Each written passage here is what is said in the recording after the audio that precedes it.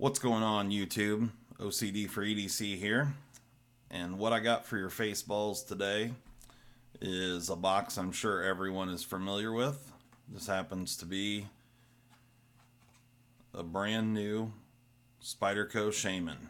This is the one that's in CPM Cruwear and Micarta. So yeah, we'll do a little unboxing here. So I'm sure everybody's familiar with the sleeve style boxes from Spyderco. And knife comes in a little bag there. You got some foam at the bottom. And let's see here. You got the standard paperwork that you get from Spyderco if you want to pause there and check that out. And you know, it's kind of nice. Spyderco does a nice job with this these little information brochures that come with it. You know, they're not just generic for all knives. They're actually about the actual knife you purchased, which is kind of cool. And you know, they go over maintenance and all that sort of stuff. So you can, this is the other stuff that comes with. So this here is just like a business card here, and basically this is just saying that it is a high carbon steel blade that requires some maintenance. So you can pluck that, file it, and then you also have got this letter here. Yeah, basically just talking about the Sprint Run of the Shaman, and yeah, talking about Cruwear. And yeah, I haven't read through all of it, but anyway, just showing off what comes in the package there. So we'll get rid of all that crap off to the side. So then you get this fancy ass plastic bag there with some little poison there. Perfect. All right, here it is. Spyderco Shaman. And let's see here, CPM Cruwear. This happens to be one of the collector club versions here. This is number 16, and really nicely done. Micarta scales. So I'm sure at this point everybody's pretty familiar with the Shaman. I've handled several Shamans over, I think this knife came out, I think like 2017, maybe. Yeah, I think 2017. Anyway, I have never actually owned one before, so this is my first Shaman, although I have had my hands on several of them. Yeah, and of course it does all the things. And with the Shaman, you can actually, let's see if I can do it on camera here. Oh, not very well. If I can get my hand in there correctly, there you go. You can actually front flip this guy. So anyway, let's do the standard YouTube knife reviewer bullshit here with some size comparisons. So here it is up against the Spyderco Native Chief. Here it is up against the Benchmade Super Freak. And let's see what else we got here. Here it is up against the Spyderco Manix 2. So you can see handle-wise, we're looking pretty similar when it comes to the handle, but you can see you get a little more blade with the Shaman, or Shaman. I'm not sure exactly how you pronounce it. And let's throw out here. Here's the Para 3 lightweight. And what the hell, just because I have it laying here, here's the Cold Steel 8015. So, you know, everybody talks about the Shaman as being a hard use knife. I would say that the Cold Steel 8015 is certainly a hard use knife, or at least a big badass knife. But you can see here that the Cold Steel is quite a bit bigger. So I think that's good enough for size comparisons. So what we're looking at here, overall, the Shaman is 8.3 inches long. We got a 3.6 inch blade and a 4.7 inch handle. Thereabouts, it's actually just under 4.7 inches. One of the notable dimensions of this knife is this dimension right here. It's actually over an inch and a half. It's actually 1.65 inches. So this thing definitely takes up quite a bit of room in the pocket. But you know, it pockets well. It's not terribly thick. It's right around a half-inch thick, which is pretty standard, you know, in the EDC pocket knife world. Let's get a weight on this guy here. Get the glare off of that. So we're looking at just under basically 4.9 ounces. So for 4.9 ounces, you're getting, you know, under, or yeah, about 3.6 inches of blade. But you actually have a cutting length of about 3.3 inches here, or 3.25. You've got this really large, pretty generous forward finger choil area. However, this knife is extremely comfortable in hand. Just a really, really good user knife. You've got some meaningful jimping up here on the spine of the blade. You have the same jimping down here on the forward choil. And then on the handle, there's really no other texturing.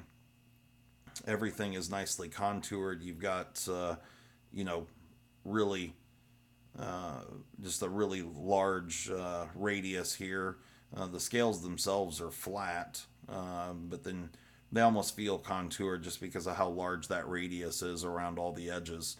But I don't think I personally have ever had a Micarta Spyderco before, but this Micarta is really well done. It feels really good.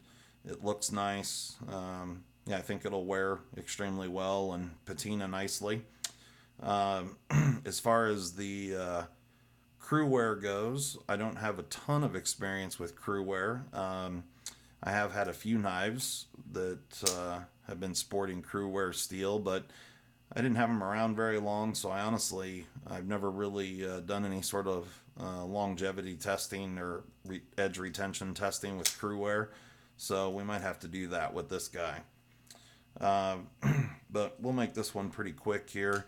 So as far as hardware is concerned, pretty standard Spyderco setup here. You've got T10 hardware on your pivot, and you've got T8 back here on the body screws, T6 on your pocket clip. The pocket clip is 4-way reversible, so you got left and right, tip up or tip down carry. And yeah, well, let's check this thing out and see if they changed anything about this knife. I don't think they did any I think, what do they call it, CQI, or continuous quality improvement, I think is what they call it, but I don't think they actually did any of that on this guy. But let's open it up and find out. All right, so definitely some thread locker on those screws there, but nothing too terrible. So you do have some skeletonizing, or some lightening on the liners here, so you can see it's full stainless steel nested liners. They've done a nice job there. They fit extremely well. Yeah, just pretty standard Spyderco setup. You do have a D-shaped pivot bushing. This is exactly like your Paramilitary 2, and I think the Mannix also has this same sort of pivot setup with the D shape, and then it captures your phosphor bronze washers. So you can see there riding on phosphor bronze washers, and then you've got this thing actually does have a little bit of a detent ramp there. It's not overly large, but there is definitely a little detent ramp there. And So we'll set that blade off to the side for right now. And then here's your other scale. So on the way this thing's constructed, you actually have got the pivot there captures the phosphor bronze underneath the pivot. So your phosphor bronze washer sits on that shoulder there. And so you have to actually take that screw out to be able to get that phosphor bronze, for anyone that has never taken one of these apart before. But yeah, otherwise, I'm pretty sure this is exactly how the other shaman was built. You can see here they've intentionally, and I'm assuming they did this just for balance on the knife, they've intentionally left this backspacer here fairly large. You know, they only milled out the areas they needed to for blade clearance, and then for the pocket clip screws there. And I'm assuming they did that for balance. You can see here that the backspacer does actually sit lower than the scale, so there is a little bit of a lip right there, which I think is pretty consistent across all the variations of the Shaman. And then of course you got your compression lock, and get a good view there of how that all operates. I can bring the blade back in here and show you how this setup works here. So if we throw the blade down,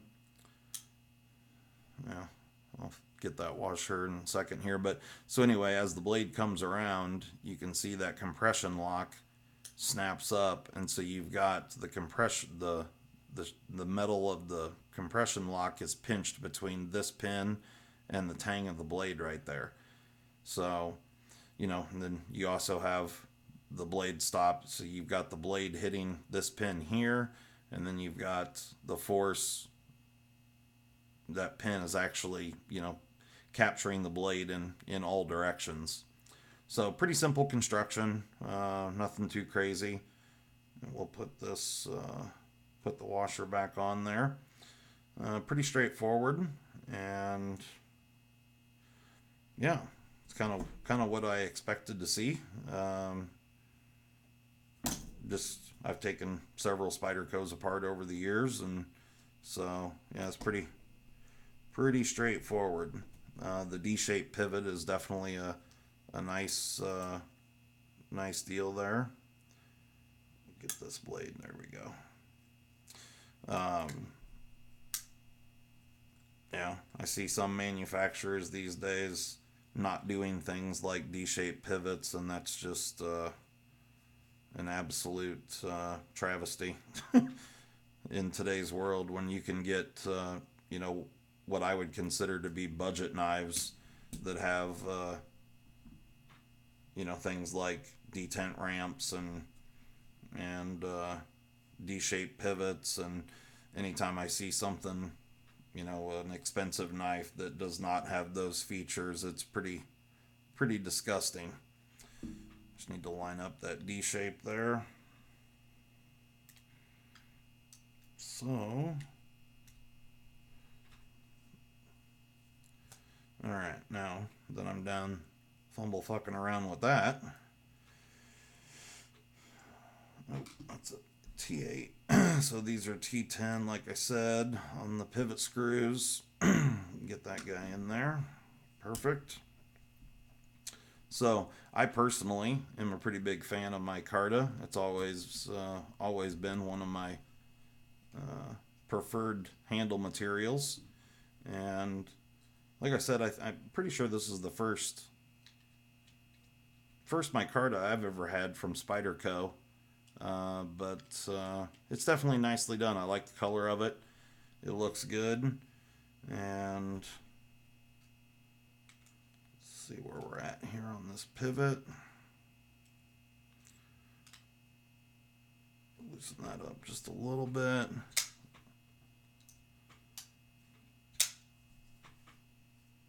Oh, it's a little too loose. Got just the tiniest bit of blade play there. Action is exactly what you would expect for a compression lock. Blade is absolutely centered. So yeah, guys, that's about it. Brand new Spyderco Shaman in CPM Cruwear and Micarta. It's a pretty cool knife. Definitely want to thank Omaha Knife for hooking me up with this guy. If you guys haven't checked them out, check them out online.